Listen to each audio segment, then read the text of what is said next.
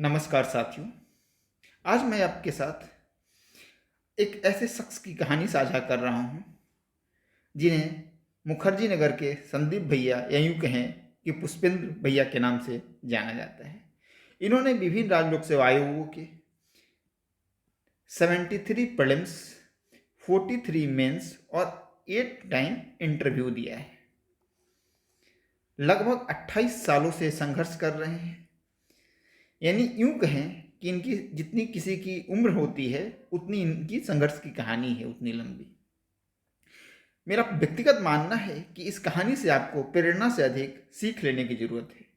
और सीख ये लेने की ज़रूरत है कि यूपीएससी या किसी राज्य लोक सेवा आयोग में चयनित होकर अधिकारी बनना और समाज की सेवा करना एक बहुत अच्छी बात है, किंतु इसके लिए अपने पूरी जीवन को दांव पर लगा देना, शादी न करना और ये ठान लेना कि अधिकारी बनकर ही लौटना है, सुनने में बड़ा आइडियल और प्रेरणादायक कहानी लग सकता है, लेकिन व्यवहारिक रूप से मैं इसे व्यक्तिगत तौर पर सही नहीं मानता।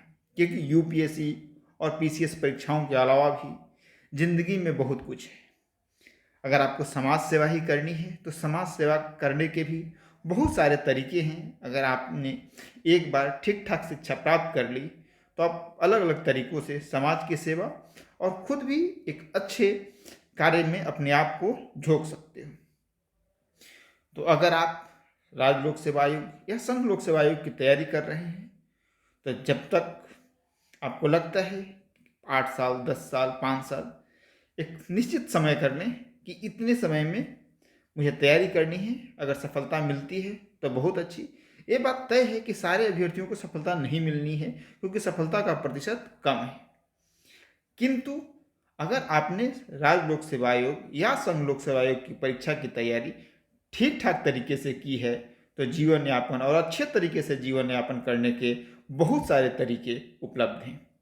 उनमें से किसी भी तरीके का चुनाव करके आप अपना जीवन अलग फील्ड में सफल बना सकते हैं। हो सकता है कि आपके मन में ये मलाल रहे कि मैंने राज्य लोक सेवा आयोग या संघ लोक सेवा आयोग में अंतिम तरीके से चयन नहीं प्राप्त किया, किंतु हो सकता है कि आप किसी दूसरे फील्ड में उससे भी अच्छा कार्य कर सकते हैं।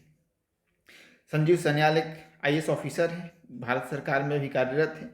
उन्होंने कुछ दिन पहले एक पोस्ट भी किया था लिंक्डइन पे, जो कि काफ़ी वायरल हुआ था, उनका काफ़ी क्रिटिसाइज भी किया गया था। लेकिन मैं पार्सली तौर पर उनके स्टेटमेंट से सहमत हूँ कि अगर इस देश में युवा जो एक बहुत बड़ा वर्ग है जो कि संघ लोक सेवा आयोग और राज्य लोक सेवा आयोग के चक्कर में अपनी पूरी जवानी कुर्बान करने के लिए तैयार है, अगर एक सीमित समय में, एक लिमिटेड टाइम पीरियड में इस सेवाओं की तैयारी करने के बाद अगर वो अलग समय रहते अलग फील्ड के लिए अपने आप को झोंकता है तो हो सकता है कि वो किसी फील्ड में, किसी बिजनेस में, किसी शिक्षा के क्षेत्र में एक अच्छा आदमी बन सकता है, एक अच्छा बिजनेसमैन बन सकता है, एक अच्छा शिक्षक बन सकता है वो व्यक्ति। तो अपने आप को इस कहानी से शिक्षा मिलती है कि पूरी तरीके से झोंक ना दें, जीवन न डाल दें, आयोग की परीक्षाओं को अपना जीवन ना बना लें।